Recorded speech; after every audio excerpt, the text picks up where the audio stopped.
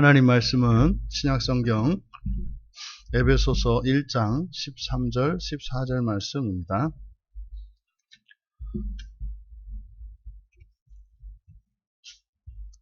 우리 같이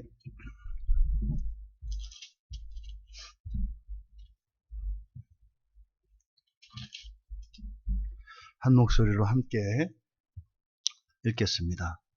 그 안에서 너희도 진리의 말씀 곧 너희의 구원의 복음을 듣고 그 안에서 또한 믿어 약속의 성령으로 인치심을 받았으니 이는 우리 기업의 보증이 되사 그 얻으신 것을 속량하시고 그의 영광을 찬송하게 하려 하심이라.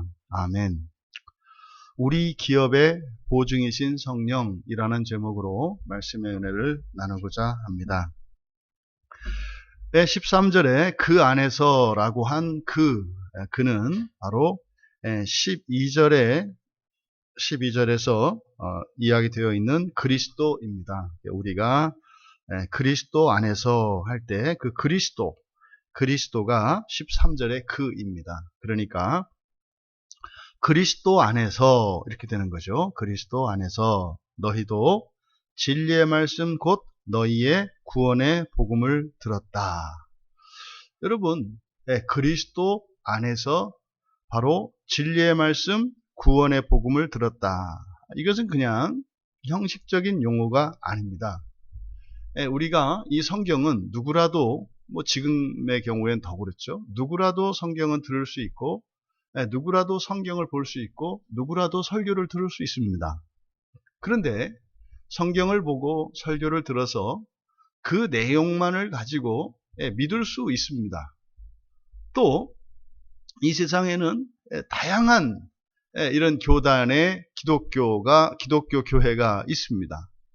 그리고 우리나라만 하더라도 전체 우리나라에 있는 교회의 숫자를 대략 5만에서 6만 이렇게 이야기하기도 하고, 우리 교단회 같은 경우에는 대략 1만 개의 교회가 있습니다.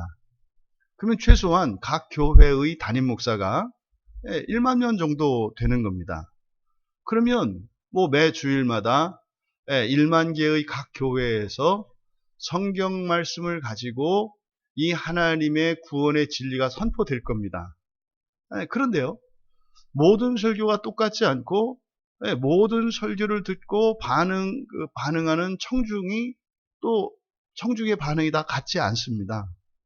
그러니까 왜 우리는 하나의 성경을 가지고 한 예수님, 한 하나님을 믿는데 왜 이렇게 교회 안에는 다양하고, 심지어는 그 다양한 정도가 아니라 참과 거짓으로 나뉘면서 서로를 오히려 다른 종교인보다도 더 적대시하는 이런 말도 안 되는 일이 왜 일어날까요?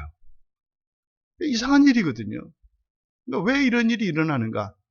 오늘 말씀에서 우리가 그 원인을 한 가지 찾을 수 있는 거예요.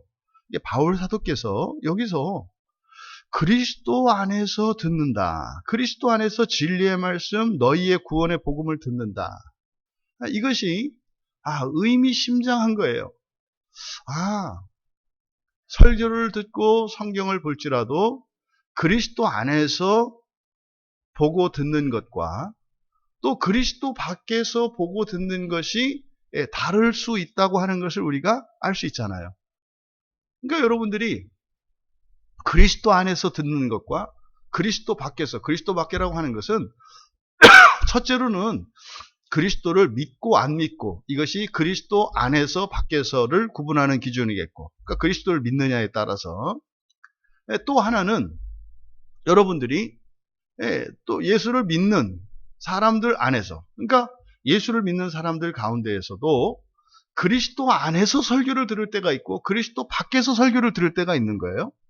그러면 그리스도 밖에서라면 어딜까? 어차피 예수를 믿으니까 그리스도 안에 있는데, 또 그리스도의 안에 있으면서 또 그리스도 안이 아니라 밖이라고 하는 것은 뭘까? 그건 내 안이겠죠. 그런 겁니다. 그리스도라고 하는 전체 집합이 있어요. 근데 그 안에 작은 동그라미들이 이렇게 있어요. 원들이. 그러면 어차피 그리스도 안에 있는 모든 원들은 그리스도 안에 있단 말이에요. 근데 그리스도 안에 있는 그들에 대해서도 그리스도 안에 있지 않다고 말한다고요. 너희들은 그리스도 밖에 있는 것과 같다. 예전 바울 사도가 늘 이야기하는 것이 옛적의 우리 모습과 현재의 우리 모습을 이야기할 때 예전에는 그리스도 밖에 있던 자요. 지금은 그리스도 안에 있는 자다. 이렇게 얘기한단 말이에요. 그런데 지금 너희들은 꼭 그리스도 밖에 있는 자와 같다. 이게 무슨 말이에요? 그럼 이따가 나갔다는 얘기는 아니잖아요. 왜요? 그리스도 안에 그리스도의 몸으로 접붙여졌다는 것은 떨어질 수가 없어요. 근데 그리스도 안에 있는데 또 그리스도 밖에 있는 것 같은 때가 있단 말이에요. 이게 뭐예요? 그때는 내 안에 갇힌 거죠. 그러니까 그리스도 안에 있는 작은 원인 내가 나의 세계만을 절대시하고 마음의 문을 딱 걸어 잠갔을 때 내가 비록 그리스도 안에 있지만 그리스도 안에 있다는 것이 전혀 느끼지 않는다 이 말이에요. 왜요? 그때는 오직 내 안에 있으니까. 그러니까 나밖에 없어요. 그러니까 이게 세상이에요. 이게 우리가 죄를 지을 때 우리에게 일어나는 현상입니다. 내가 내린 결정, 내가 느끼는 느낌, 내가 내리는 판단, 이게 절대적으로 옳고 다른 것, 이것 외에는 다른 것이 없다고 하는 확신을 들어요. 이게 뭐예요? 그리스도 밖에 있을 때 일어나는 일이에요. 이때 그리스도 밖이라고 하는 것은 우리가 뭐 예수를 믿지 않고 부인한다는 얘기입니까? 아니죠. 내 안에 갇힌 것을 말해요. 그러니까 여기서 지금 이 에베소에 있는 이 성도들은 다 예수님을 믿는 사람들이에요. 그리스도 안에 있는 사람들이에요. 그런데 그들을 향해서 너희들이 그리스도 안에서 들었다라고 할 때 1차적으로는 예수를 믿기 때문에 이런 복음을 듣고 있다, 들었다. 예, 여기는 다 동의가 돼요. 근데 좀 더 구체적으로 안으로 더 깊이 들어가면 똑같이 예수를 믿는데 또 내가 어떤 때는 하나님의 말씀이 은혜가 되고 나에게 실질적인 유익이 되고 도움이 되는데 어떨 때는 전혀 상관이 없는 것 같이 된단 말이에요. 그때는 그리스도 안에 있는 게 아니고 이렇게 은혜가 될 때는 그리스도 안에 있는 것인가? 그럴 수 없어요. 그리스도 안에 이미 들어온 사람들은 누구도 여기서 빼앗아갈 수 없다 이 말이에요. 그런데 우리에게는 현상적으로 그런 일이 일어나잖아요. 그러니까 그리스도 안에서, 그러니까 그리스도를 믿는 그리스도인이 그리스도 안에서라고 하는 것은 바로 뭐겠습니까?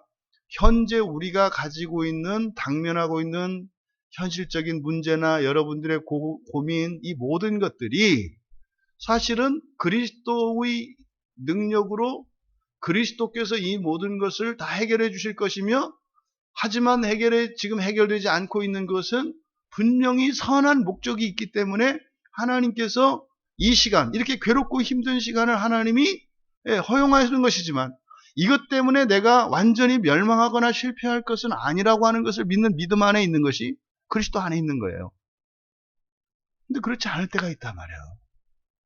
그러면 그리스도 안에서 이 진리의 말씀과 구원의 복음은 들을 수 있는 거다.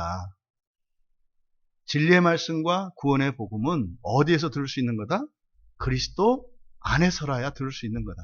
그러니까 예수를 믿지 않는 사람이 이것을 아무리 들어도 그것의 참다운 의미가 들리지 않을 것이며 유익을 못 누릴 것이며, 예수를 믿는 자 하더라도 자기 안에 갇혀버리면 이 진리의 말씀이, 구원의 복음이 진리가 되지 않고 구원의 복음이 되지 않을 수 있다라고 하는 의미가 이 안에 내포되어 있다. 여러분의 평생이 그리스도 안에 있기를 바랍니다.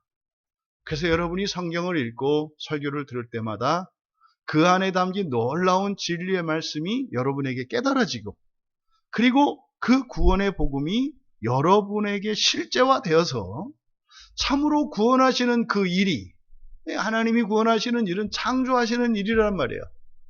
그럼 첫째 날 창조하시고 둘째 날, 셋째 날 창조하실 때마다 세상이 바뀌잖아요. 첫째 날에는 없던 것이 둘째 날에 생기잖아요. 둘째 날에 없던 것이 셋째 날에는 생기잖아요. 이거는 여러분, 우리가 막 믿을 거야. 그래서 하나님이 하셨지. 이게 기억을 해서 하나님을 믿는 게 아니에요. 하나님은 절대적인 분이니까 믿어야 돼 해서 믿는 게 아니에요. 예수 그리스도를 믿는 것은요, 부인할 수 없는 겁니다.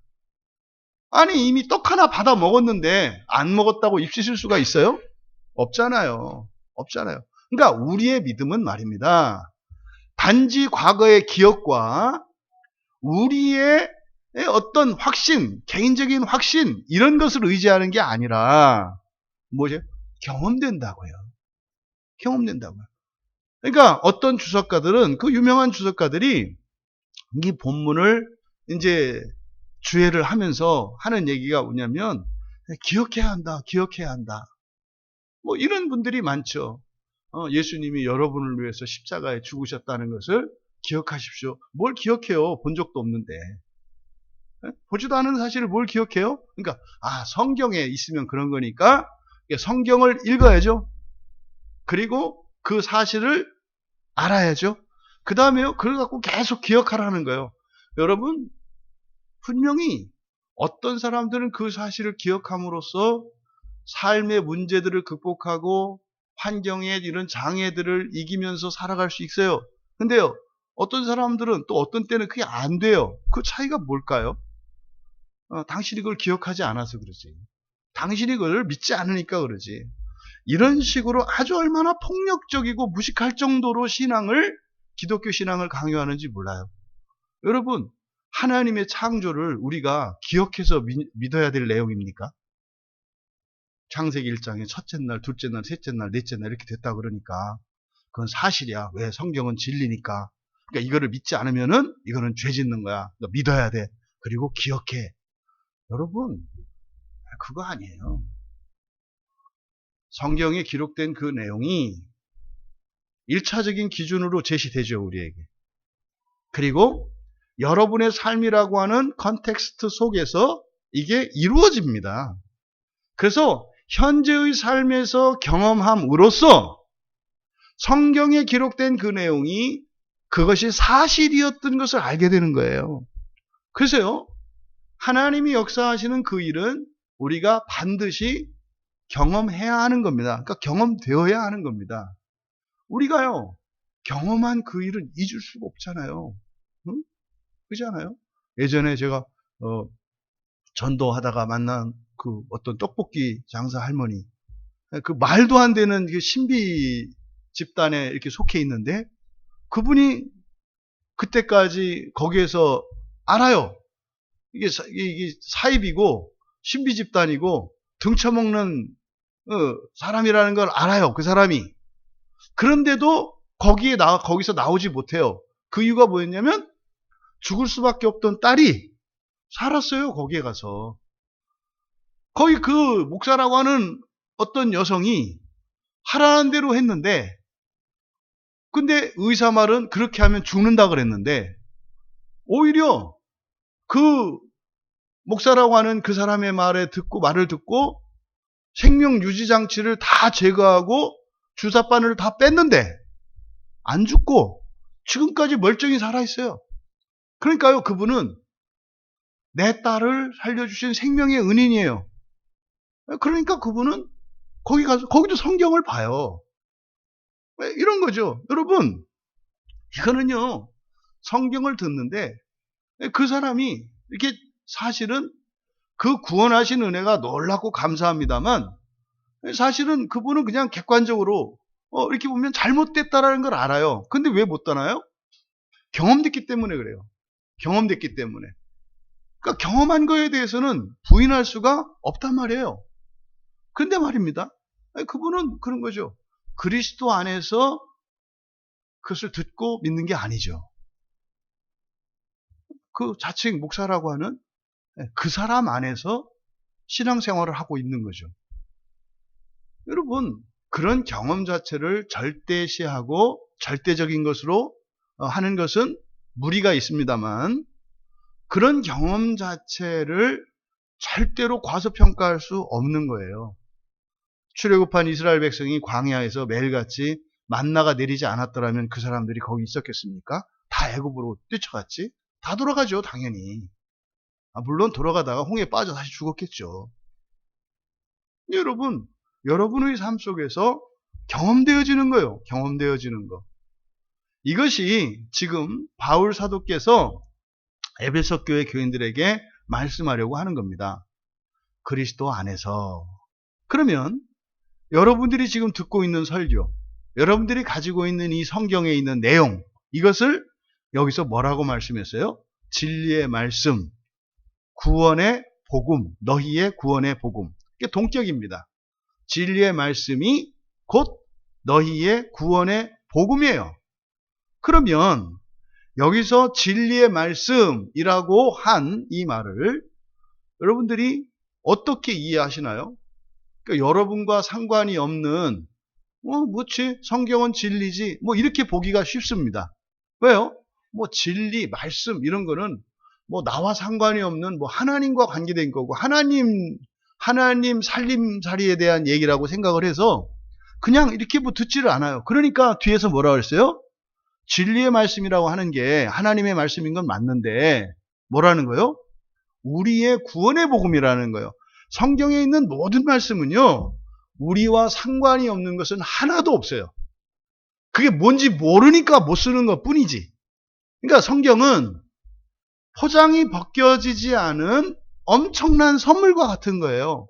포장이 벗겨지지 않은 엄청난 선물. 그러니까요, 성경을 왜 봐요? 그 포장 벗기려고 보는 거예요. 그럼 포장 벗기면 어떻게 되는 거예요? 발견하면 가져가는 거예요. 발견하면 그냥 가져가는 거예요. 그럼 한 번 발견하면은 갖다 쓰면 없어지나요? 또 있어요. 그때는요, 더 좋고 더 새로운 게 또 그 자리에 있어요. 그러니까요, 그러면 이거 포장 벗겨서 쓰면 없어지겠네. 아끼지 말아야지. 그래서 성경을 안 피는 분들이 있다면 참 어리석고 미련한 거다. 갖다 쓰면 더 좋은 게 다 채워져요. 네? 어디 그 자판기가 한번 빼먹으면 다 떨어져서 다시 자판기, 못 쓰는 자판기가 됩니까? 새 것이 부어지잖아요. 성경이 그런 거예요. 성경을 펴서 여러분이 끌러지지 않았던 선물 보따리를 여러분이 끌러서 그걸 깨닫고 그것을 여러분이 가져다 쓰면 그 자리에 즉시 그보다 더 좋은 것이 채워져요. 그래서 성경을 읽고 또 읽고 하는 이유가 바로 그거거든요. 그럼 여기서 먼저 나누어서 생각을 해봐야죠. 진리의 말씀, 곧 너희의 구원의 복음. 그러면 진리의 말씀이라는 게 뭔가? 이게 소유격이 나오면 이게 항상 여러분들이 생각을 하셔야 돼요. 이거를 문장을 만들어 보셔야 한다 이 말이에요. 소유격이 나오면. 그러면 여기서 진리의 말씀이니까 진리가 곧 말씀이다 이런 거죠. 여기에서는. 그렇죠? 그래서 말씀이 진리라는 것이고 진리가 말씀이라는 뜻이에요. 그러면 여기서 말씀이라는 게 뭡니까? 이것은 이때 당시에 바울 사도께서 이야기한 이 말씀이라고 하는 것은 1차적으로 예수 그리스도의 말씀이겠죠. 예수 그리스도의 말씀이겠고 더 나아가서 구약의 선지자들의 말씀이겠죠. 그러니까 우리 용어로 하자면 구약 성경에 그리고 그때 당시에서는 예수님의 말씀 이것을 말씀이라고 이야기한 거예요. 그러니까 이거는 우리에게는 그냥 성경이죠. 성경에 진리, 말씀, 뭐 이렇게 선지자의 언약, 뭐 이렇게 다 성경이라고요. 우리는. 그러니까 성경은 뭐다? 진리다. 성경은 진리다. 이게 잘못하면 어떻게 된다? 질린다. 진리는 게 아니다. 그리고 진리는 건 진리일 수 없다. 진리와 진리는 것은 모순 관계에 있어요. 그러니까 진리는 절대로 진리일 수 없어요. 근데요, 진리면 그는 진리가 아닌 거예요. 그러니까요, 마귀가 하는 일이 어떻게 돼요? 진리를 진리게 만들어요. 어떻게? 거짓 감정과 이런 지성의 왜곡으로, 심지어는 육체의 어떤 불편함이나 환경의 이런 방해를 통해서 진리를 질리게 만들어요. 그때 그래서 우리는 어떻게 해야 돼요? 진리는 질리는 게 아니니까. 지금 질린다고 생각하는 이게 잘못된 거니까. 이거를 극복하고 이겨야 돼. 그래서 막 싸워서 이기잖아요? 그럼 어떻게 해요? 먹구름 너머에 있는 찬란한 세상이 탁 열리죠. 그래서 그 진리를 질리게 했던 마귀의 방해가 우리로 하여금 한 차원 높은 곳으로 이렇게 올라가게 되는 이런 은혜가 있게 되죠. 이런 일들이 이게 영적 전쟁의 핵심입니다. 그러면 성경이 진리다 그랬어요. 그러면 진리는 또 뭡니까? 진리. 우리가 진리라는 말을 많이 해요. 그러니까 진리가 뭔가, 진리. 진리라는 말의 뜻이 뭔가. 그거는요, 진리라고 하는 것은 그 내용이, 그 안에 담긴 내용이 참되며 또 그것이 사실에 딱 사실에 들어맞아서 언제나 어디에서나 누구에게나 동의되어지는 보편적인 법칙이나 사실을 진리라고 해요. 그 대표적인 게 해는 동쪽에서 뜬다. 이거에 대해서 반론을 피는 사람이 어디 있어요? 없잖아요. 해가 동쪽에서 뜬다는 것을 공산주의자가 반대합니까? 무슬림이 반대합니까? 무당들이 반대합니까? 스님들이 반대합니까? 무슨 무신론자들이 반대합니까? 반대 안 하잖아요. 그리고요, 어제는 찬성했는데 오늘은 반대하고 내일은 모르나요? 이게 진리예요. 여러분, 생각을 하셔야 돼요. 그럼 성경을 가지고 한번 생각을 해보세요. 성경이 더 진리일까요? 해가 동쪽에서 뜨는 게 더 진리일까요? 더 진리라는 것도 맞지 않은데 사실은 해 뜨는 것은요, 영원하지 않아요. 언젠가는 해가 소멸되잖아요. 그럼 사실은요, 해가 동쪽에서 뜨는 것이 진리라고 사람들이 믿습니다만은, 지금은 그게 보편적인 사실입니다만은, 언젠가는 더 이상 해가 존재하지 않는 때가 와요. 그러니까 확실하다고 생각하는 이 세상의 진리는 상대적인 진리거든요. 왜요? 영원히 존재하는 게 없으니까. 상대적인 진리예요. 그럼 성경은요? 성경은 영원 불변하는 진리예요. 영원 불변하는 진리라고요. 그럼 한번 생각을 해보세요. 해 뜨는 거에 대해서는 아침이든 저녁이든 어제든 오늘이든 내일이든 내가 우울할 때든 우울하지 않을 때든 또 예수님을 믿는 사람이든 안 믿는 사람이든 그 모든 사람들이 언제나 동의하잖아요. 그럼 성경을 보자고요. 여러분, 성경을 모든 사람들이 다 믿나요? 아니잖아요. 심지어는 예수님을 믿고 성경을 믿는다고 하는 사람조차도 성경에 있는 모든 말씀을 다 믿나요? 아니라니까요. 이걸 여러분들이 객관적으로 인정하고 인식을 해야 돼요. 그러니까 지금 여기서 바울 사도께서 말씀이 진리야. 그래서 성경을 진리의 말씀이라고 얘기를 했잖아요. 그럼 이 말씀을 가지고 우리들을 들여다보면 자꾸 성경이 진리라는 것을 잊고 사는구나. 진리라는 걸 자꾸 잊고 사는구나.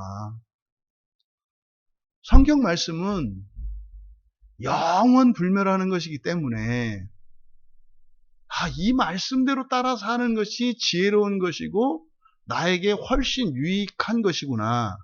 이걸 알아야 되잖아요. 근데 금세 잊어진단 말이에요. 여러분, 이 진리라는 거는요, 그 크기와 양과 조건과 어떤 환경에 제약을 받지 않아요. 글쎄요, 그러니까 진리가 되기 위해서는 일정 정도 이상의 지식이 있어야 되고, 또 그것이 진리가 되기 위해서는 무슨 믿음이 있어야 되고, 또 진리가 되기 위해서는 방해하거나 어려움이 없어야 되고, 이런 게 아니잖아요.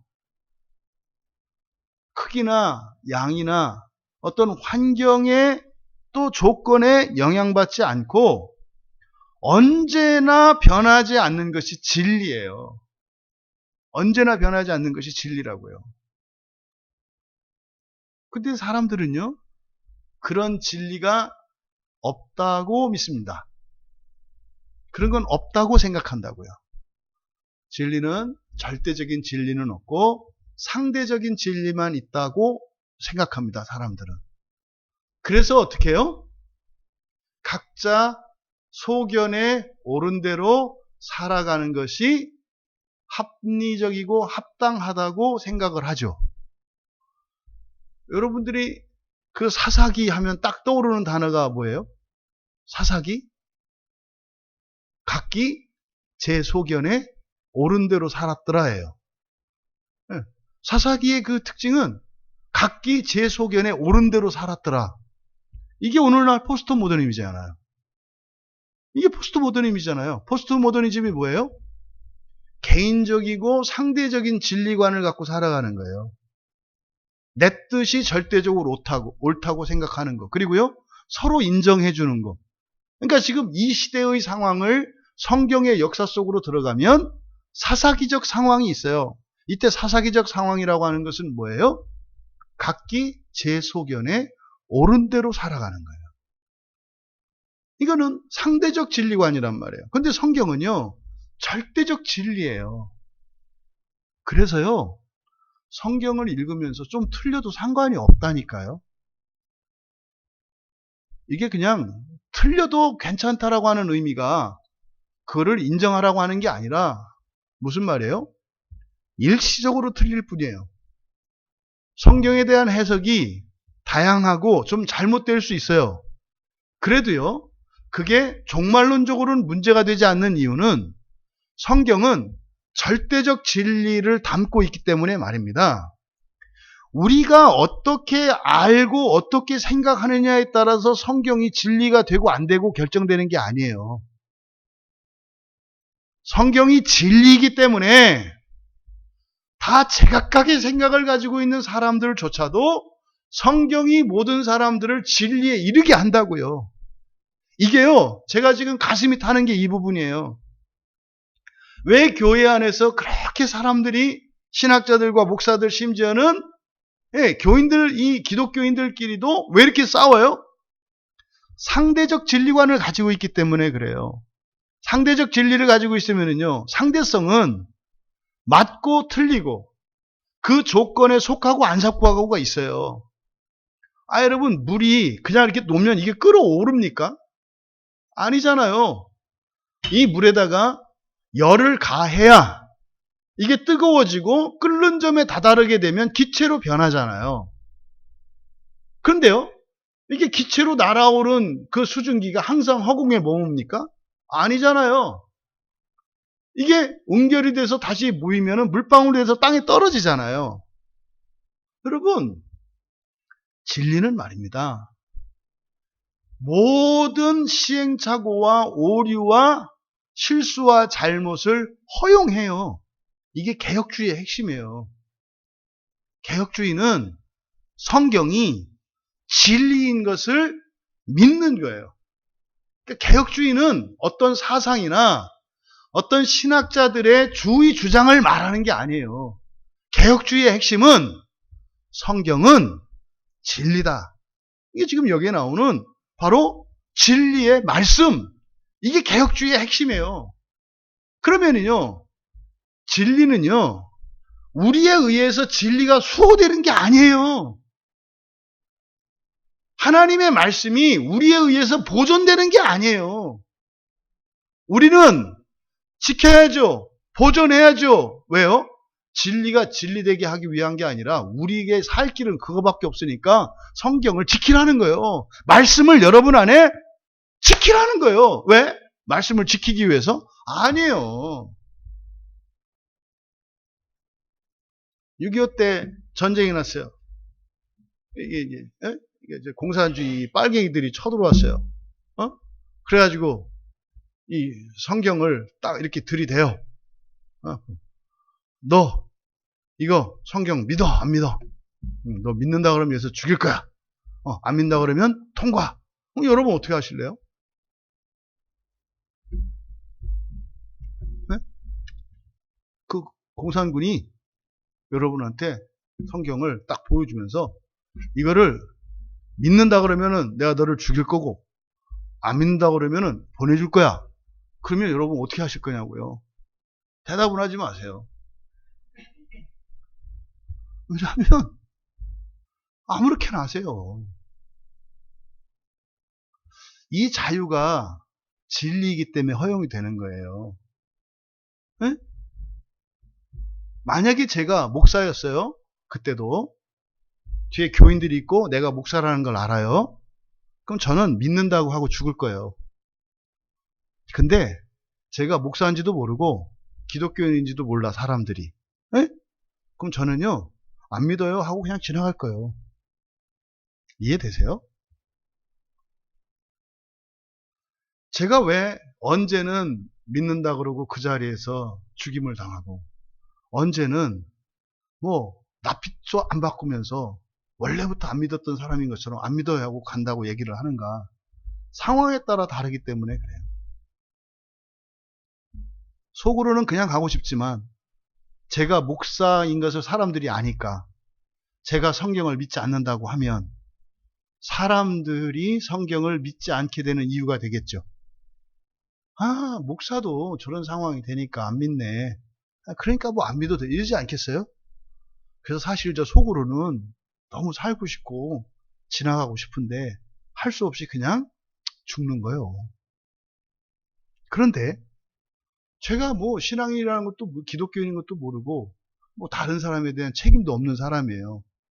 저는 그거 좀 살고 가서 다시 회개하고 다음번에는 뭐 그렇게 그 상황이라도 즉시 죽음을 두려워하지 않고 천국에 갈 수 있는 사람이 되기 위해서 기도할 거다 이 말이에요. 그러니까요. 답이 없어요. 답은 뭐예요? 그때 그 시험 앞에 선 그 사람의 상태에 따라서 하면 된다 이 말이에요. 그러니까요. 이래도 되고 저래도 돼요. 이 말이 여러분들에게 혼란스럽지 않기를 바랍니다. 그러면 뭐 그렇게 부인해도 된다는 얘기입니까? 그 얘기가 아니에요. 그렇게 할 수밖에 없는 사람은 그렇게 해라 이거예요. 사실은요. 바라기는 부인하지 않고 그 자리에서 순교할 수 있는 영광에 이룰 수 있다면 최고겠죠. 최고겠죠. 근데 그게 모든 사람에게 동시에 적용되는 게 아니다. 아니 모든 사람이 예배에 다 나와야 되고 새벽기도에 수요기도에 금요기도에 다 나와야 되고 매일 성경 읽어야 되고 매일 기도해야 되고 그래요? 그렇게 되기를 바라죠. 그렇게 되려면 그 사람의 믿음도 자라야 되겠고 그 사람의 삶의 여건도 그런 조건이 돼야 되겠고 또 그렇게 할 수 있는 체력도 있어야 되겠고 그렇게 했을 때 가정적으로 누군가가 부작용이 일어나지 않을 수 있는 가정적인 환경이 이루어져야 되겠고 또 지리적으로 또 가까이 있어야 되고 이런 모든 조건들이 그렇게 되어졌을 때 그렇게 되기를 바라죠. 그렇게 되기를 바라요. 근데 모든 사람이 그런 거 아니거든요. 근본적인 목표를 세우되 그것을 모든 사람에게 절대적인 기준으로 제시할 수는 없어요.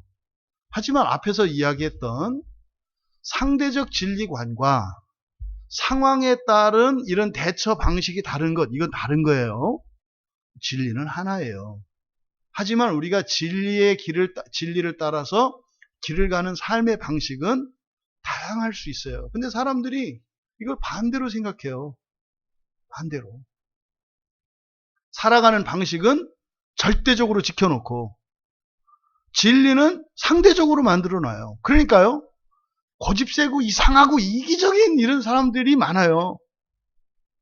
이번 주 주일 설교, 이번 주 지난주 지옥에도 설교했잖아요. 이걸 이제 제 주변에 있는 이제 목사님들한테 이렇게 해서 비평을 부탁을 했어요. 이렇게 허심탄회하게, 가차없이 그냥 비평을 해달라.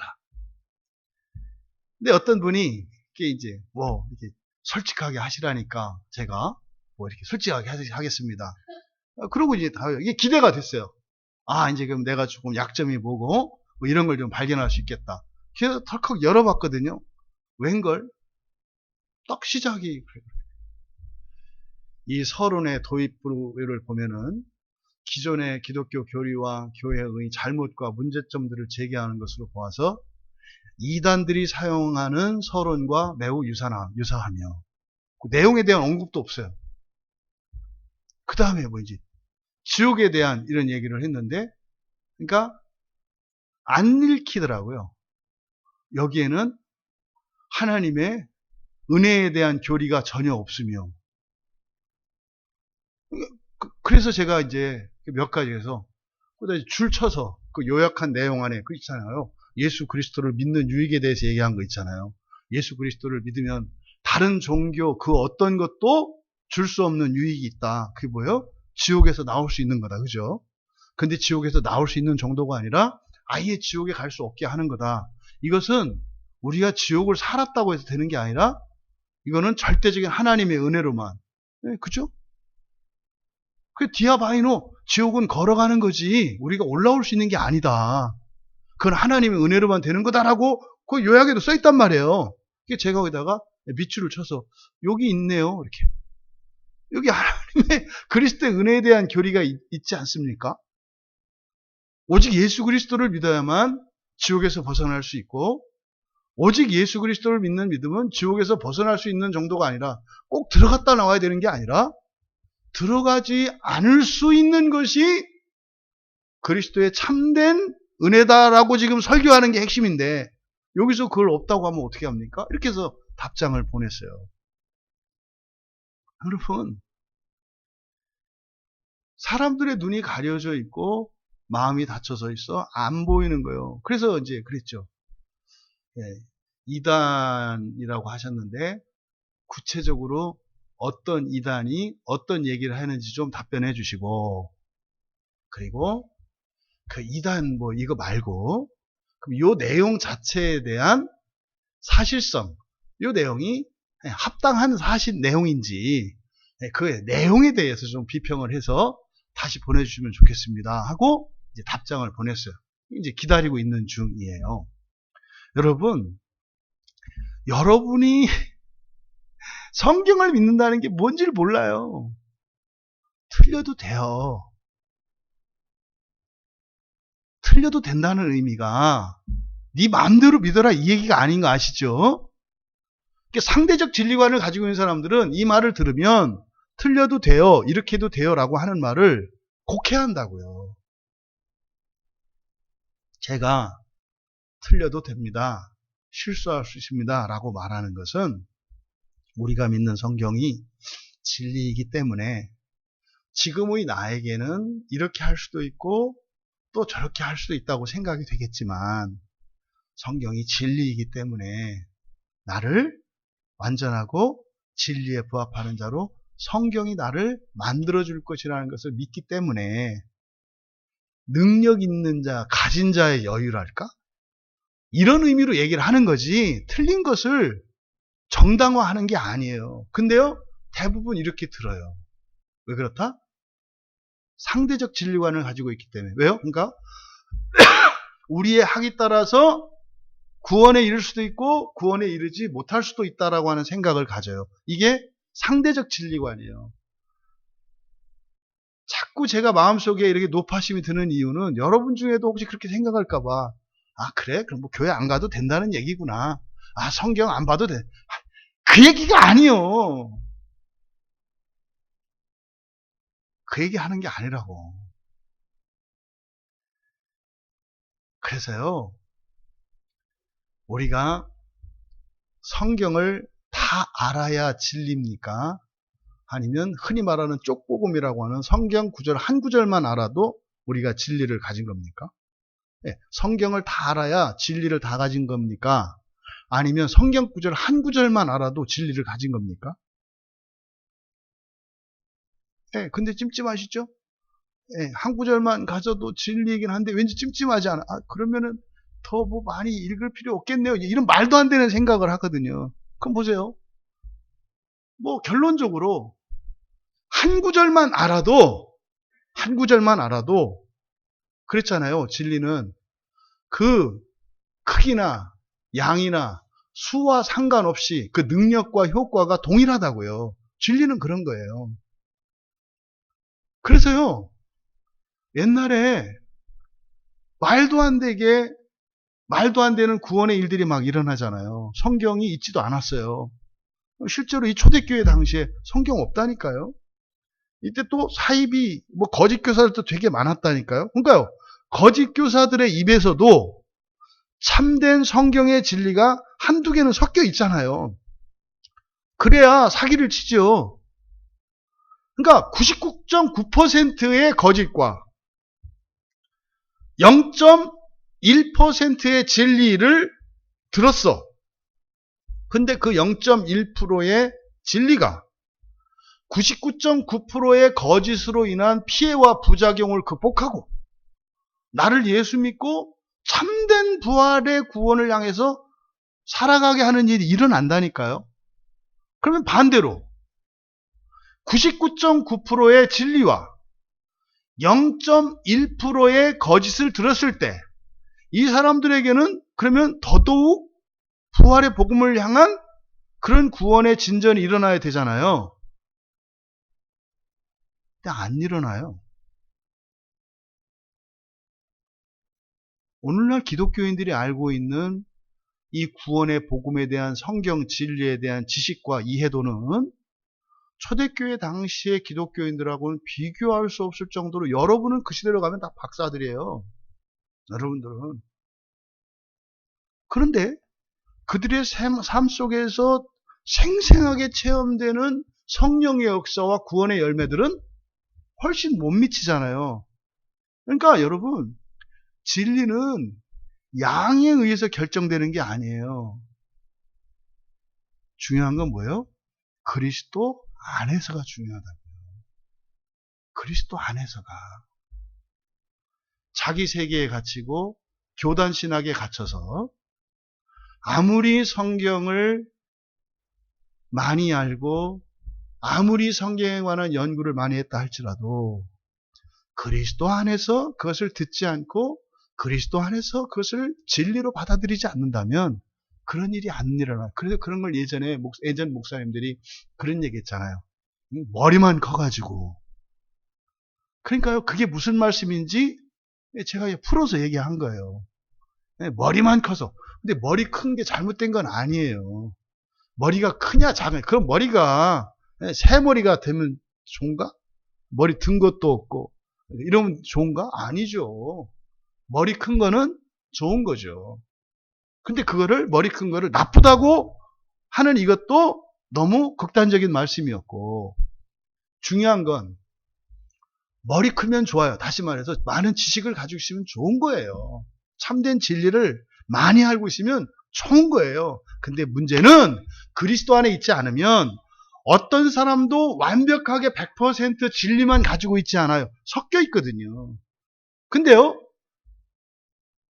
머리가 크고 작고 진리의 양이 많고 적음이 중요한 게 아니라 지금 바울 사도께서 말씀하려고 하는 게 뭐예요? 그리스도 안에서라고요. 그리스도 안에 있다면 성경 내용을 많이 몰라도 한 구절만 알아도 한 단어 예수만 알아도 진리는 역사해요. 진리는 역사해요. 그럼 이제 여기서 주의 그러면 더 이상 성경 공부 할 필요 없다는 얘기냐? 예. 자기 개인만을 놓고 그렇게 생각한다면 그럴 수도 있습니다만 그러면 안 돼요. 그러면 왜? 진리는 그 양과 수에 상관없이 그 능력과 효과가 똑같다면 굳이 우리가 왜 성경을 더 많이 읽어야 하고 이렇게 합니까? 그러면요, 보세요. 진리 자체의 그 능력과 효과는 똑같다 그랬잖아요. 그러면 많고 적음에 그럼 차이는 없을까? 있는 거죠. 있는 거죠. 그러니까 예수라고 하는 그 이름 하나만 아는 사람에게 구원이 반드시 일어나요. 그런데 진리의 많고 적음은 분명히 우리에게 더 큰 유익을 주는 것임에 틀림이 없어요. 그러니까 구원만을 놓고 보았을 때는 똑같이 일어나요. 근데 하늘에 있는 해와 달과 별들의 밝기가 다르잖아요. 그래서 진리의 양과 비례해요. 그러니까 진리를 많이 알고 있음으로 해서 그 진리의 영광이 커지는 것은 분명히 있습니다. 그래서요, 예수라고 하는 이름 하나를 알 때와 예수는 그리스도시다라고 하는 이렇게 두 개의 단어로 이 구를 이루었을 때와 또 이렇게 확장되어 갈 때 일어나는 영광의 빛은 어마어마한 차이가 일어나요. 그래서 진리는 다다익선이에요. 하지만 진리의 적음에 대해서 절대로 무시당하거나 위험하다고 말할 수 없는 이유는 진리의 절대성 때문에 그렇다는 거. 또 하나, 우리가 그럼 왜 그렇게 진리의 빛이, 그 영광의 빛이 더 밝아져야 하는가? 여전히 어둠 가운데 있는 사람들이 많기 때문에 그래요. 내 빛으로는, 지금 내 몸에서 나오는 이 진리의 영광, 이 빛으로는 다른 사람들에게 빛으로 인식되지 않아. 그냥 어둠으로 인식이 돼. 그래서요, 내 진리의 영광이, 빛이 밝아져야 되는 거예요. 왜요? 어둠 속에 있는 사람들로 하여금 빛으로 인도하기 위한 거죠. 그래서 성경을 더 알아야 하는 이 목적, 나 개인적인 목적이 있고, 그리고 사회적이고 공적인 목적이 있다는 거예요. 그래서요, 그 효과는 어떻게 돼요? 우리의 내면의 빛이 밝아짐으로 우리의 마음이 기경되고, 또 외부적으로 환경적으로 세상을 밝히는 빛이 되어서 세상을 밝게 해요. 이것이 우리가 이 시간에도 교회에 나와서 예배를 드리고 설교를 듣는 목적인 거예요. 이 시간 여러분 안에 마음이 밝아지고, 또 여러분이 살아가고 있는 모든 공간과 이 시대에 더욱 그 빛이 밝아질 수 있기를 축복합니다. 그리스도 안에서 우리가 그 진리의 말씀을 듣는다면 그런 일이 일어나는 거예요. 이게 바로 진리입니다. 그러면 그 진리의 말씀, 성경이잖아요. 이것이 그럼 뭐냐? 그래서 그게 나와 무슨 상관이 있냐 이 말이죠. 그래서 많은 사람들이 성경을 펴지 않는 이유가 뭐예요? 그리스도인이 성경이 진리라고 다 알아요. 사실은 뭐 모르는데 안다고 착각하죠. 그리고 믿지도 않는데 믿는다고 착각하죠. 여러분, 그 사람이 성경이 진리인 것을 믿는지 안 믿는지, 아는지 모르는지 어떻게 알까요? 성경을 보느냐 안 보느냐예요. 성경을 이렇게 읽고 싶으냐 안 읽고 싶으냐. 그러니까요, 나는 믿어요 안 믿어요 이 말이 아니라, 이 세상에 어떤 우물도 더러운 물과 깨끗한 물이 동시에 나오는 우물이 없어요. 근데요, 유일한 그 셈이 있어요. 우리 입이에요, 우리. 사람의 입에서는 축복의 말도 하고 저주의 말도 하잖아요. 아침에 사랑하는 우리 가족들 행복한 하루 되세요. 저녁이 돼가지고 이 왼수 같은 것들아 그러니까 이게 사람의 입의 특징이에요. 놀라운 거죠. 놀라운 거죠. 여러분, 우리가 이 진리의 말씀을 가지고 살아가는데, 이 진리의 말씀인 성경이 이것이 나와 상관이 있느냐 없느냐, 여러분들이 여러분 자신을 보셔야 돼요. 아, 성경을 내가 진리로 믿고 있구나, 진리로 믿지 않고 있구나. 그래서 여러분들이 성경을 읽고 싶은 마음이 조금도 안 생겨, 그럼 완전히 안 믿는 거예요. 완전히 안 믿는 거예요. 또 읽고는 싶은데 못 읽어. 여러분 완전히 영적으로 잡혀 있는 거예요. 귀신의 속임에 완전히 지금 사기당하고 있는 거죠. 성경을 읽고 싶지도 않고 성경을 읽지도 않아. 근데 교회는 다녀. 세례도 받았어. 이건 뭐예요? 그 사람의 믿음을 우리가 부정할 수는 없어요. 그러니까 뭐예요? 이 사람은 완전히 스파이 노릇하는 사람이에요. 마귀의 스파이 노릇하는 사람. 이 사람들이 성으로 말하면 뭐 하는 거다? 성을 허물고 있는 사람들이에요. 그리스도의 몸이라고 하는 이 성체 안에서 성경을 읽지도 않고 성경을 읽으려고 하지도 않고 성경을 읽지도 않는데 전혀 문제도 안 느끼고 전혀 그것에 대한 욕구도 안 생겨. 그럼 이 사람들은요, 그래도 은혜가 있거든요, 힘이 있거든요, 뭐 하겠어요? 성벽을 쪼아서 밖으로 빼고 있다니까요. 여러분, 교회에서 문제를 일으키는 사람이 교회를 허무는 게 아니에요. 은혜를 받지 못하는 것 자체가 교회를 허무는 거예요. 은혜 받지 못하면 어떻게 했어요? 아, 엄마, 아빠, 교회 꼭 가야 돼? 아니, 뭐, 알아서 해. 신앙은 알아서 하는 거지. 이게 뭔 말인지 모르죠. 그러면 그 얘기를 들은 자식이 뭐라 할까요? 아, 뭐, 예수 믿는 거 별거 아니구나. 알아서 하는 거구나. 금세 알아채요. 왜요? 우리 엄마, 아빠는 절대로 해야 되는 것과 절대로 안 되는 거 할 때는 미친 것처럼 날뛰는 걸 봤거든. 그렇잖아요. 너 죽을래? 너 막 나가 이랬잖아요. 근데 교회 가는 거에 대해서는 아주 온화하네? 그럼 무슨 거예요? 별거 아닌 거예요. 아, 그냥 뭐 어디 헬스클럽 회원권 끊는 거 그런 거구나. 이렇게 오늘날 지금 많은 부모들이 그런 실수를 해요. 아니 뭐 내 인생이 나의 거라고요? 웃기는 소리 하고 있네. 어디 내 인생이 내 거예요. 1차적으로 지 엄마 아빠 거고 이 나라 거고 이 시대 거지. 어디 지 혼자 도로 길 깔았고 지 혼자 집 세웠고 지 혼자 옷을 만들었어요? 이게 내 혼자 내 힘으로 한 게 뭐가 있어요? 성질 부리고 지랄 피고 속색이고 이건 지 혼자 했지.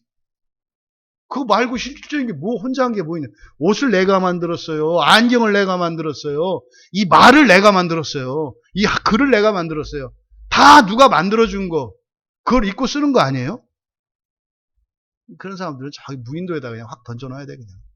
이게 뇌수술 해가지고, 기억상실증 걸리게 해가지고, 이런 어떤 과학기술이나 이런 거 못 갖게, 글자도 모르게 해가지고, 그냥 무인도에다 던져놔야 봐야, 아, 내 인생은 나의 것이 아니구나. 아, 인생은 나 혼자 사는 게 아니라, 우리로 사는 거구나. 그러면은요, 아, 구원이 개인적이지만, 동시에 공동체적인 거구나. 아, 나의 구원이, 아, 나 김찬재라고 하는 구원이지만, 날 김찬재의 구원을 위해서 내가 살고 있지만, 아, 우리 경주김 씨 가문을 위해서 하는 거구나. 같이 가는 거구나. 똑같아요. 사는 게 어떻게 혼자 살아요? 언제나 함께 사는 거지. 여러분, 생각의 이 세계가 한없이 넓어지는 여러분들 되시기 바랍니다. 여러분의 존재를 그냥 우주상의 한 점으로 인식하지 마세요. 여러분이 우주 자체예요. 여러분이 하나님의 창조세계 전체예요. 나를 우습게 알지 마세요. 나를 우습게 아니까 다 분리시키잖아요. 조상과도 분리시키고 후손과도 분리시키고 가족과도 분리시키고 그게 남는 게 뭔데? 정신분열증에 예? 그 감정 조절 장애, 뭐 우울증에 뭐 이런 거 아니에요? 우리가 되면 어떻게 그런 게 들어오겠어요? 예수 그리스도 안에서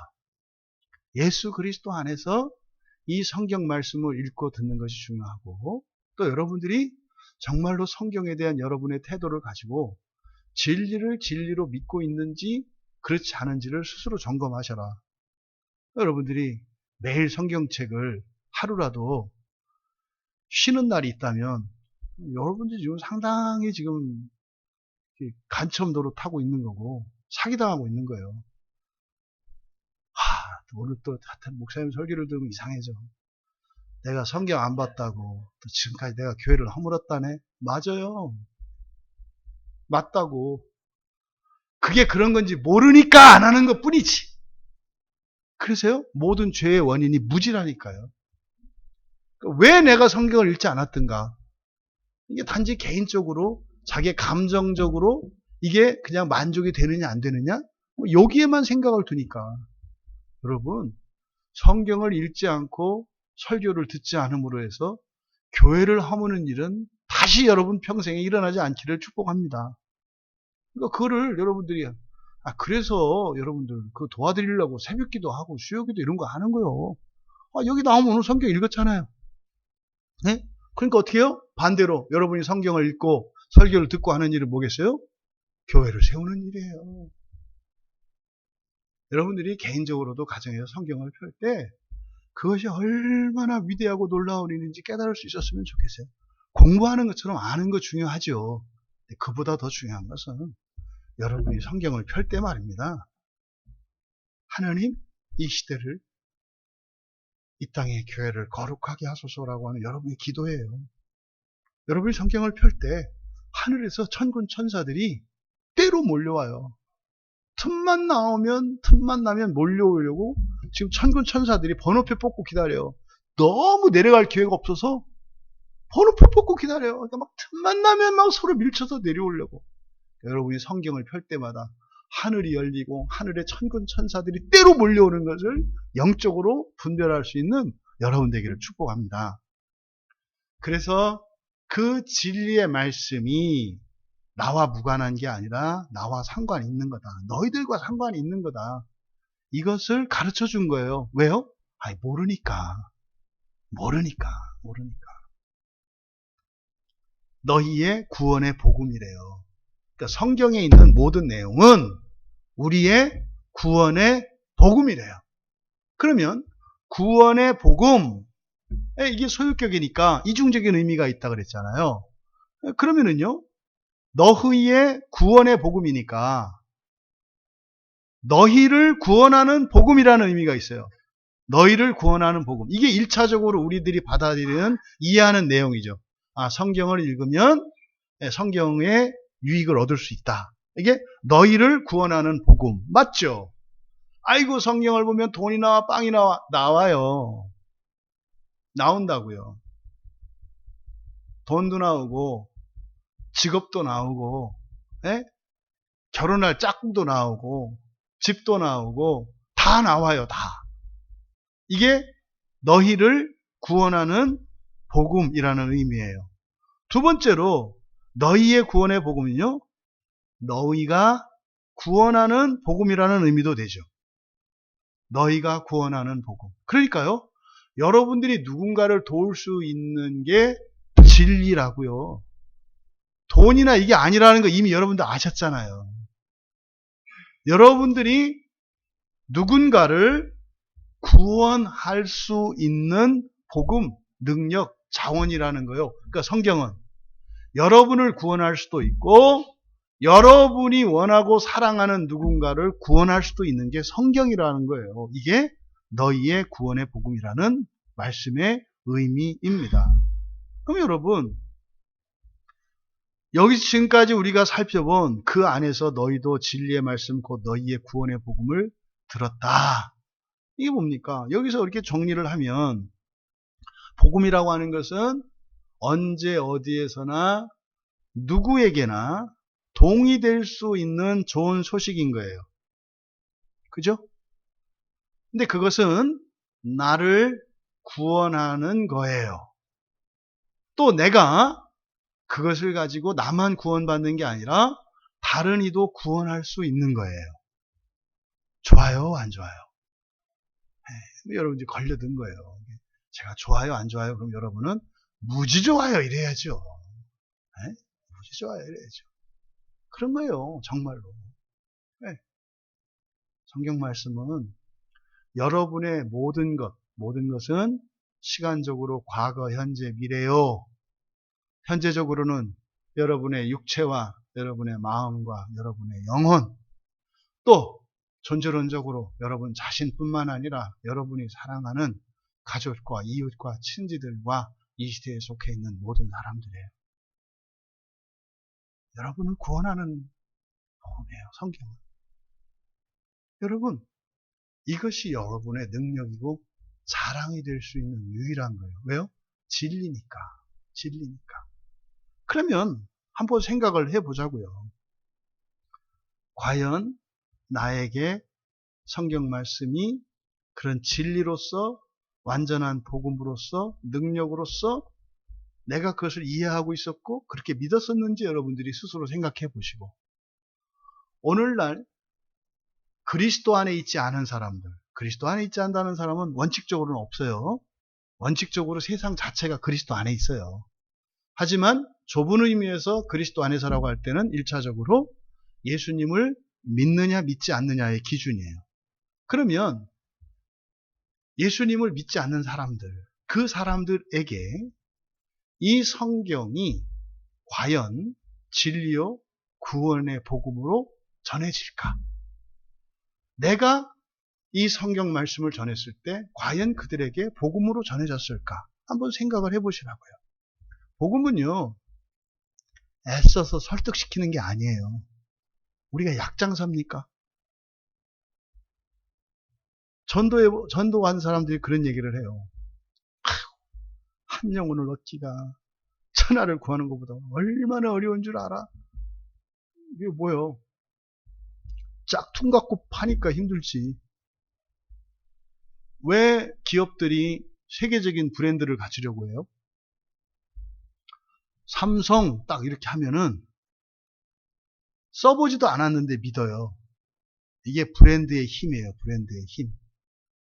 근데요, 삼성에서 파는 그 물건을 만든 회사에서 만든 똑같은 물건을 삼성이라는 마크를 떼고 심송 그렇게 해서 팔면 사람들이 똑같은 물건인데 어떤 태도를 보여요?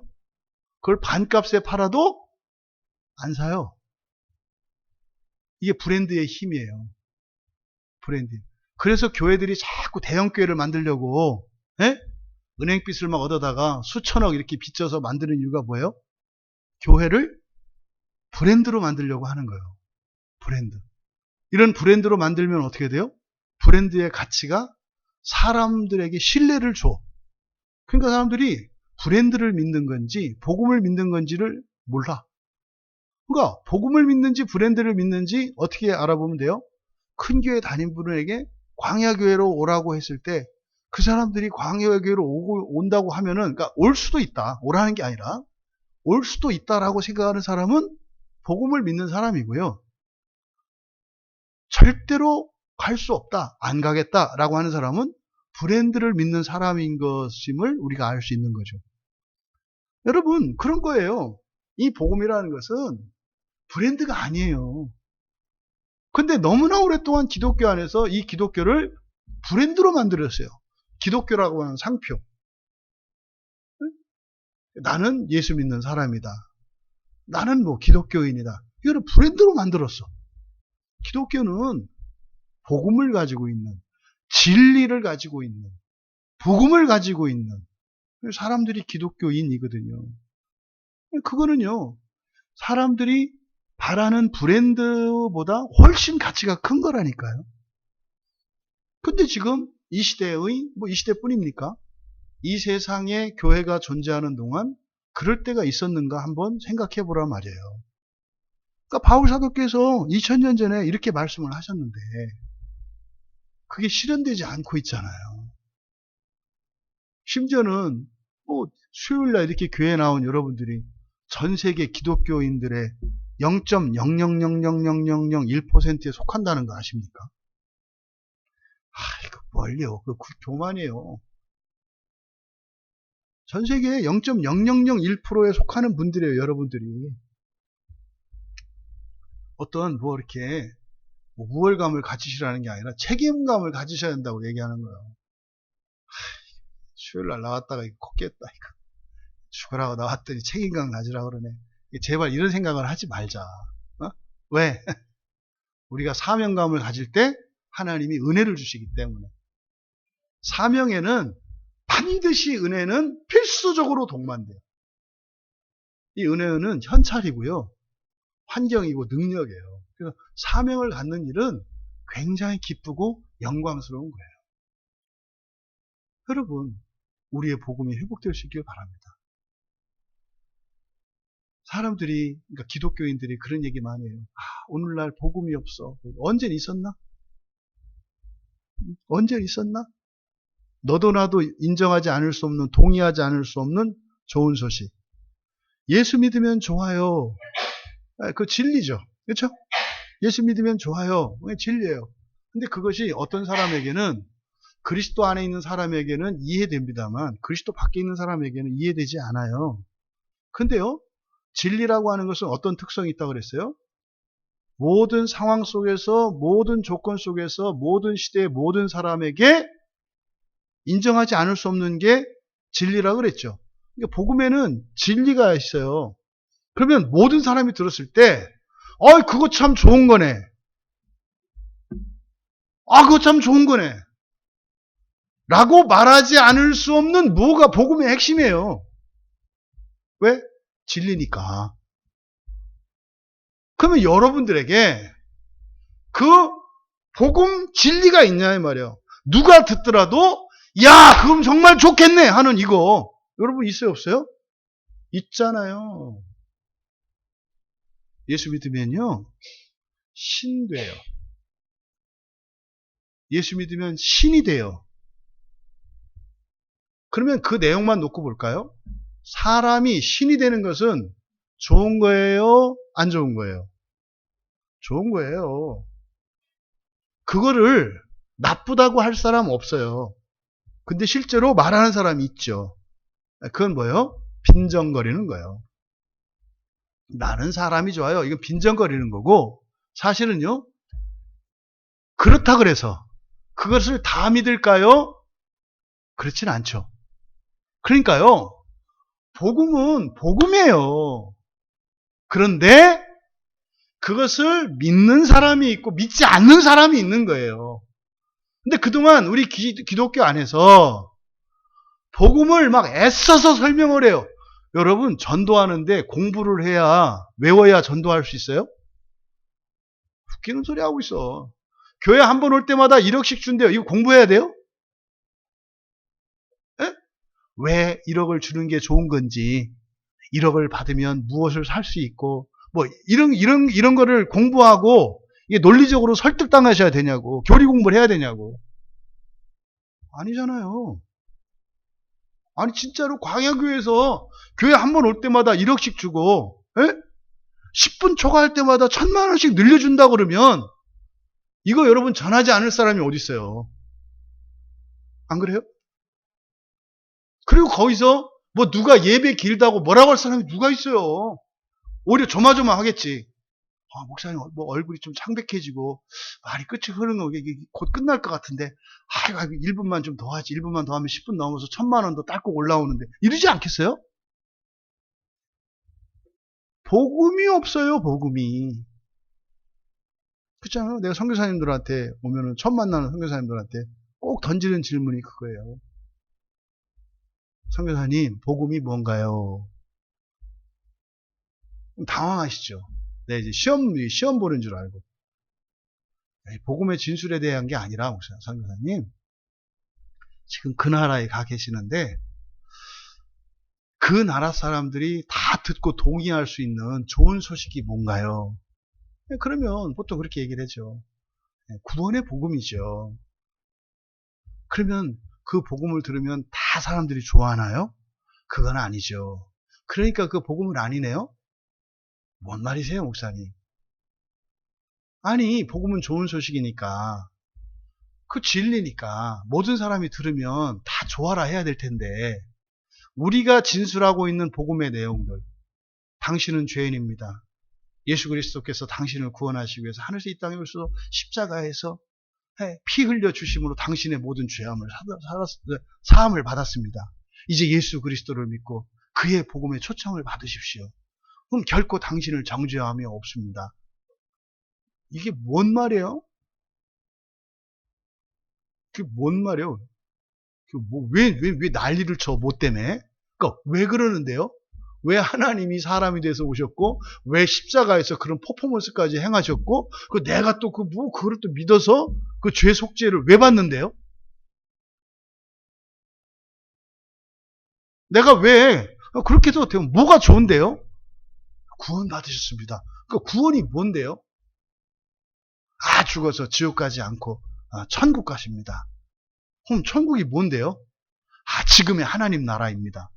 결국엔 제자리도 앉혀놓네? 결국은 뭐예요? 교회 열심히 나오고, 교회 생활 열심히 하고, 교회에다가 헌금하고, 일하고, 성질대로 살지 말고, 교회에서 하라는 대로 하면서 살라는 얘기네. 좋아요? 대부분 지금 교회에 있는 사람들이 이 상태예요. 복음이 없어요. 여러분들이 복음을 가진 자로 살아갈 수 있길 바라요. 복음의 핵심은, 성경에서 구원의 핵심, 복음의 핵심은 부활이에요. 부활. 근데 그 부활이 뭔지를 설명을 못해. 그러니까요, 복음을 뺀 기독교가 무슨 능력이 있겠어요. 그러니까 이 말도 안 되는 초보적인 수준에서 문지방도 넘지 못하고, 이 교회라고 하는 이 문에 문지방도 넘지 못한 게 우리들의 교회의 현실인 것을 알게 돼요. 그러니까 이 안에서 지지고 볶고 싸우고 난리를 치는 거예요. 그러니까 세상 바깥에서 들려오는 거는 우장창창 그릇 깨지는 소리만 들려서 저것들 저 미친 것들, 지들밖에 모르는 것들. 나올 때는 웃으면서 또 빠끗빠끗 이러고 다녀.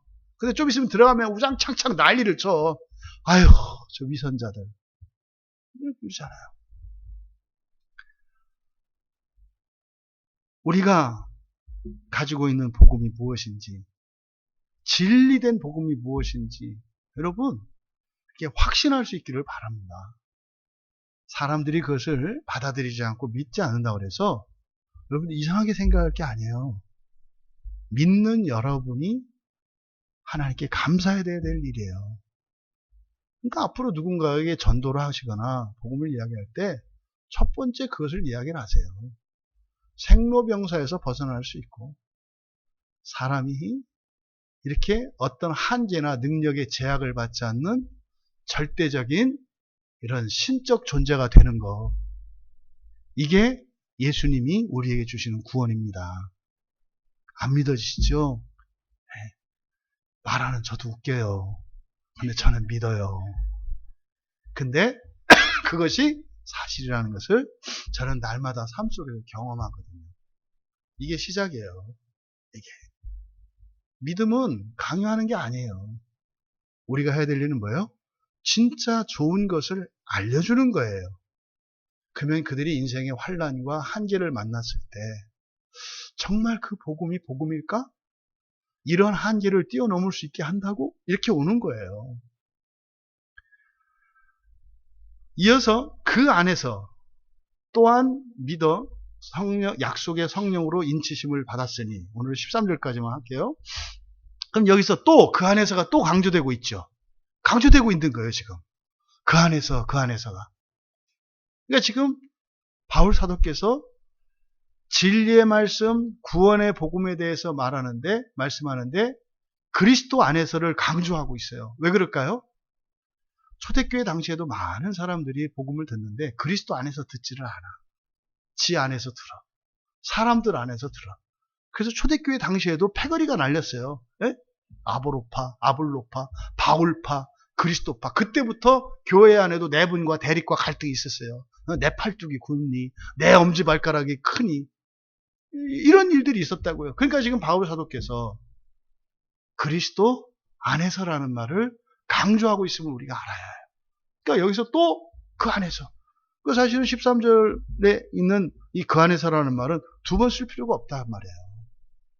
그런데 또 그 안에서 강조하는 거예요. 그리스도 안에서. 그럼 앞에서 뭐 했어요? 그리스도 안에서 들은 거였죠. 그리스도 안에서 들었어요. 또 하반절에서는 그리스도 안에서 믿은 거죠. 그리스도 안에서 믿은 거죠. 그리고 그리스도 안에서 듣고 그리스도 안에서 믿었다. 그러니까 그 안에서 믿었기 때문에 이렇게 돼요. 그 안에서 믿었기 때문에. 그래서 믿어와 약속 사이를 이렇게 사선을 그으세요. 그러면 그리스도 안에서 믿었기 때문에. 여기서 그리스도 안에 믿었기 때문에. 그러니까요. 진리의 말씀을 그리스도 안에서 듣고요. 진리 안에서 구원의 복음을 들었을 때 그리스도 안에서 그것을 들었을 때 그리스도 안에서 믿게 돼요. 그랬기 때문에 이제 그 효과가 나오는 거예요. 그리스도 안에서 믿는 것과 그리스도 안에서 듣는 것과 그렇지 않은 것의 차이가 무엇인지를 하반절에서 설명하는 겁니다. 그러니까요. 복음과 그리스도 안에 있는 것의 불가분성을 지금 얘기하는 거예요. 복음을 듣되 어디서 들어야 한다? 그리스도 안에서 들어야 한다. 복음을 믿되 어디서 믿어야 한다? 그리스도 안에서 믿어야 된다. 이 얘기는 뭐예요? 그리스도 안에서가 아닌 다른 방식으로 듣고 다른 방식으로 믿는 일들이 일어나는 거예요. 그러면 그리스도 안에서 듣고 그리스도 안에서 믿었을 때 일어나는 그 효과, 그 유익이 무엇이냐? 성령으로 인치심을 받는 거예요. 왜 사람들이 기독교인인데 기독교인을 적대시하고 이단이라고 저주하고 이렇게 찢어 발겨요? 우리는 알 수 있어요. 그리스도 안에서 복음을 듣지 않고 그리스도 안에서 듣지 않기 때문이에요. 종종 말씀드리잖아요. 오늘날 심각할 정도로 가족관계가 해체되었기 때문에 성경을 설명하기가 어려워요. 옛날에는 초대교회 때 성경을 설명하기가 쉬웠던 이유는 가족관계 때문이었어요. 성경적인 가족관계가 우리나라 안에는 이미 세워져 있었어요. 우리나라에 하나님이 주신 특별한 은혜는 가족관계였어요. 가족관계. 일체, 이 가족관계의 일체성이 우리나라에는 이미 세워졌어요. 유교의 가르침에 의해서. 그래서 우리나라 초대교회 때 목사님들이 설교하기가 참 쉬웠어요.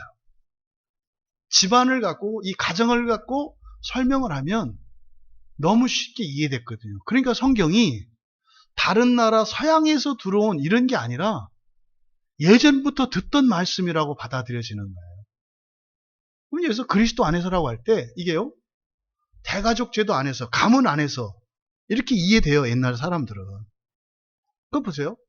가족이 떨어질 수 없고 이별할 수 없고 안 볼 수도 없어. 영원히 함께 사는 거야. 이게 그리스도 안에 있는 거거든요. 그러면 집안에 있는 어떤 문제에 대한 우리의 태도가, 그리고 해결 방침이, 목표가 바뀌어요. 어떻게 해요? 그 사람을 고치려고 노력을 하죠. 그 사람을 고치려고 노력을 한다고요. 마음 풀어주려고 하고요. 잘못 알고 있는 오해를 풀어주려고 하고요. 없는 거를 도와주려고 한다고요. 그런데 이게 해체되면 어떻게 될까요? 잘라버리는 거죠. 내다 버리는 거죠. 여러분들이 막 이 충치가 심할 때, 그때 어떤 생각이에요? 이거를 뽑아버렸으면 좋겠네, 이 생각하잖아요. 왜요? 이게 고통의 원인이니까. 이걸 뽑아버리면 통증이 사라지니까. 이거를 뽑아주세요 이러잖아요. 근데요, 좋은 의사 선생님은 뽑는 게 아니라 어떻게 해요? 그거에서 더러운 그 썩은 부분을 덜어내고 거기다 아말감을 채워서 더 씌워가지고 그대로 있게 하죠. 이중애정을 이야기하는 사람들이 이런 태도예요. 뭐가 문제가 생기면 어떻게 해요? 잘라버려요. 이렇게 잘라버리면 괜찮다고 생각해요. 통증은 사라지죠. 괜찮죠. 나중에 뭐만 남아요? 주댕이만 남아요. 다 잘라내고 나중에는 주댕이만 남아가지고 나불나불. 이게 지옥의 모습이라잖아. 그리스도 안에 있으면 고치고 회복시키고 풀어주고 그 고통을 감수하는 거예요. 이게 그리스도 안에서, 이게 그리스도 안에서 믿는 게 그런 거예요. 그러면 어떤 일이 일어난다? 우리말 성경에 약속의 성령으로 인치심을 받았다. 이건 좀 번역을 바로 잡아야 합니다. 여기서 먼저 성령으로라고 되어 있는데 성령께입니다. 성령께. 여기 이제 성령께 인치심을 받았다. 이렇게 되는 거예요.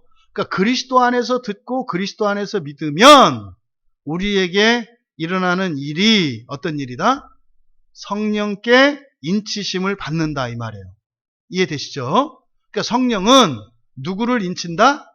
그리스도 안에서 듣고 그리스도 안에서 믿는 자들을 인치신다. 내용이 그런 내용이에요. 그러면 여기서 약속의 성령 이렇게 되어 있잖아요. 약속의 성령. 약속의 성령이니까 마찬가지로 약속과 성령의 관계가 이 관계를 우리가 이해해야 되는 거예요. 약속의 성령. 그러면요. 성령께서 약속하셨다는 의미도 되고 이해되시죠? 성령께서 약속하셨다. 약속의 성령이니까. 그러니까 약속하신 분이 성령이시다. 성령께서 약속하셨다. 이런 의미가 되고 또 하나 우리에게 약속된 것이 누구다? 성령이시다. 우리에게 약속된 게 성령이시다. 또 성령께서 약속하셨다. 이 두 가지 의미를 갖는 거예요. 약속의 의미라는 게, 약속의 성령이라는 게. 이해되시죠? 그러면은요, 성령을 우리에게 주실 것과 또 그 성령께서 구원의 약속에 보증이 되어 주셨다는 의미인 거죠. 인친다는 게 뭐예요? 도장 찍는 거거든요. 여러분이 도장 찍는 행위는 언제 하죠? 계약을 할 때. 계약을 할 때 도장을 찍잖아요. 그러면 그 도장을 찍으면 계약 당사자는 그걸 지켜야 되잖아요. 근데 성경에서 하나님과 사람 사이에 이루어지는 계약은 하나님은 맨날 지키시는데 사람은 맨날 깨요. 그러면 이 계약이 이루어질까요? 안 이루어질까요? 만약에 사람과 사람 사이의 계약은 이루어질 수도 있고 이루어지지 않을 수도 있죠. 신의의 원칙에 의해서 두 사람이 약속을 지킬 때라야 이 계약이 이루어져요. 근데 하나님이 우리와 맺는 계약은 계약의 완성이라고 하는 원 안에 그렇게도 계약을 안 지키는 사람과 절대적으로 계약을 지키시는 하나님과 맺는 계약이에요. 그러니까요, 어떤 일이 일어나요? 우리는 계속 계약을 깨고요. 그런데도 그 계약이 훼손당하지 않도록 하나님이 하시는 거예요. 이게 중보예요, 중보. 예수 그리스도의 사역 가운데 중요한 중보가 바로 이 의미예요. 그래서 보혜사가 바로 그 언약을 이루시는 분이에요. 그러니까 보혜사가 예수님, 성령님. 그러니까 지금 여기서 약속의 성령으로 인치심을 받았다라고 하는 이 내용은 어떤 내용이다? 바로 우리에게 주신 그 약속이 성령, 하나님, 삼위일체 하나님이 우리에게 약속하신 모든 구원의 약속이 결국 뭐다? 성령이시라는 거. 이게 이제 뒤에 가면 기업으로 이제 설명이 돼요. 그러면 그 약속을 성령께서 성령을 주신다는 거. 그런데 그 성령께서 바로 구원의 약속에 보증이 되어 주신다는 거. 무슨 말이에요? 성령께서 반드시 여러분을 뭐 하시겠다? 구원하시겠다. 그럼 여러분이 성령께서 하시겠다고 한 그 일을 우리가 방해할 수 있을까요? 없을까요? 없어요. 없어요. 근데요, 자해는 할 수 있어요. 자해는. 우리가 자해할지라도 성령께서 하실 그 일을 방해가 되지 않아요. 이런 의미가 이 안에 들어가 있습니다. 근데 지금 이 말씀이 요한복음 20장 22절에서 하신 예수님의 말씀을 생각나게 해요. 요한복음 20장 21절과 22절 한번 펴보세요.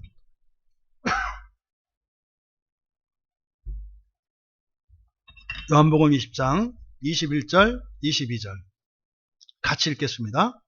예수께서 또 이르시되 너희에게 평강이 있을지어다. 아버지께서 나를 보내신 것 같이 나도 너희를 보내노라. 이 말씀을 하시고 그들을 향하사 숨을 내쉬며 이르시되 성령을 받으라. 뭐라고 하셨다고요? 성령을 받으라. 성령을 받으라. 지금 바울 사도께서 이 말씀을 하는구나. 그런데 이게 실제로 예수님께서 성령을 보내어 주시겠다고 또 약속을 하셨죠. 그리고 오순절 성령 강림 사건 때 이미 그걸 경험했죠. 바울도 이미 그 성령 체험이 있죠. 그런데 이것은 또 구약으로 거슬러 올라가서 창세기 2장 7절 말씀을 생각나게 합니다. 창세기 2장 7절 펴보세요. 창세기 2장 7절 말씀 함께 읽겠습니다. 여호와 하나님이 땅의 흙으로 사람을 지으시고 생기를 그 코에 불어넣으시니 사람이 생명이 되니라. 여기서 생명은 특별한 거 아니에요. 그냥 살아있는 존재라는 뜻이에요. 그래서 동물이나 모든 동물들, 새, 물고기 할 것 없이 전부 생명이라고 합니다. 네페시 하야. 그래서 숨쉬는 존재, 살아있는 존재를 말해요. 생명은. 그런데 창세기 2장 7절에서 중요한 말씀은 요 생기라는 말씀이에요. 생기. 이 생기라고 번역된 이 말이 예, 하이 네샤마이거든요. 하이 네샤마. 하이가 뭐 살아있는 뭐 생명 이런 뜻이고요.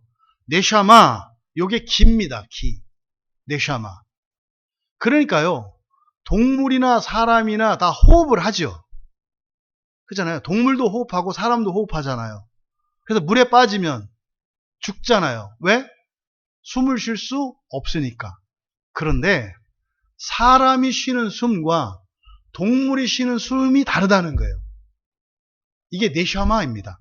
그래서 창세기 2장 7절에서 말하는 생기할 때 기로 번역된 이 단어가 네샤마예요. 네샤마.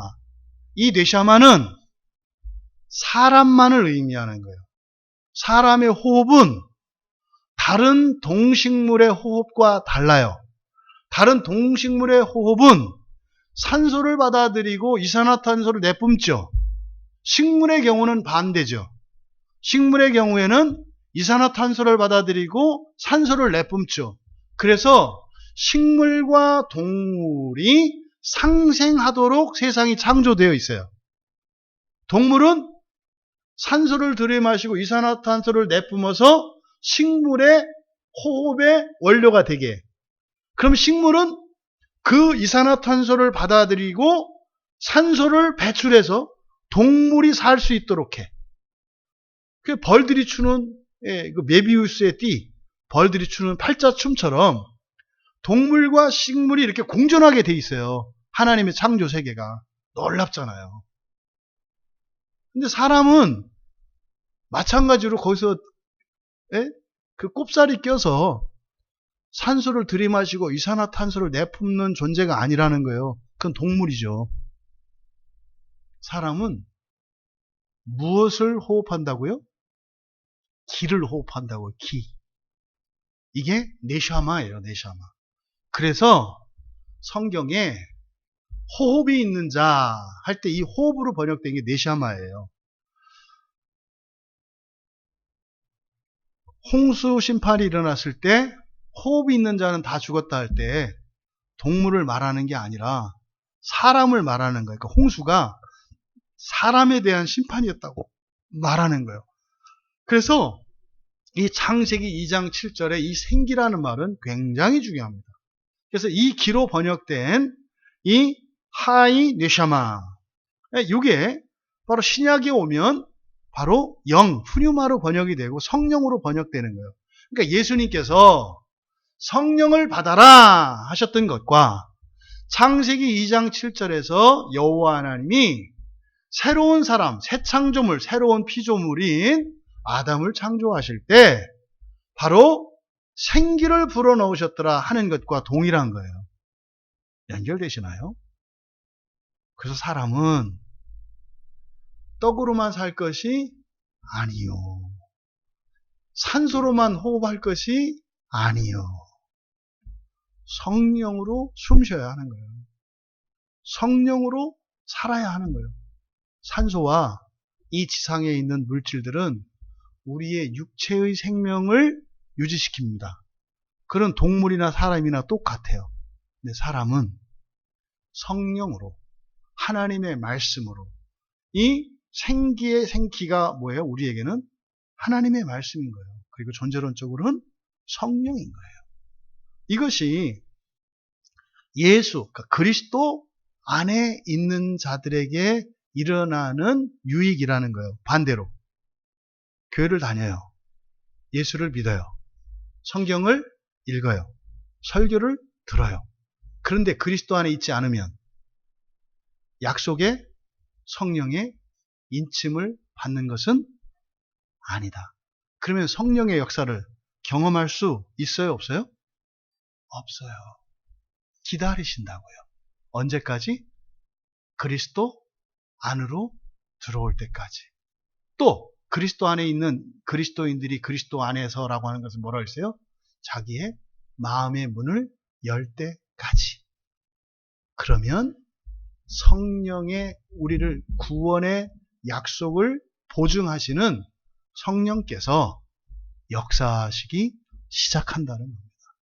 그래서 우리 구원의 능력과 구원의 보증은 누구이시다? 성령이시다.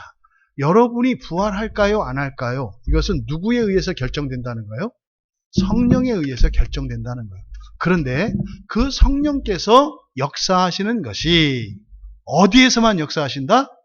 그리스도 안에서. 언제나 그리스도 안에서 하나님의 말씀을 듣고 믿으며 약속의 성령의 인치심을 받는 그 유익을 누리는 우리 모두 되시기를 주님의 이름으로 축원합니다.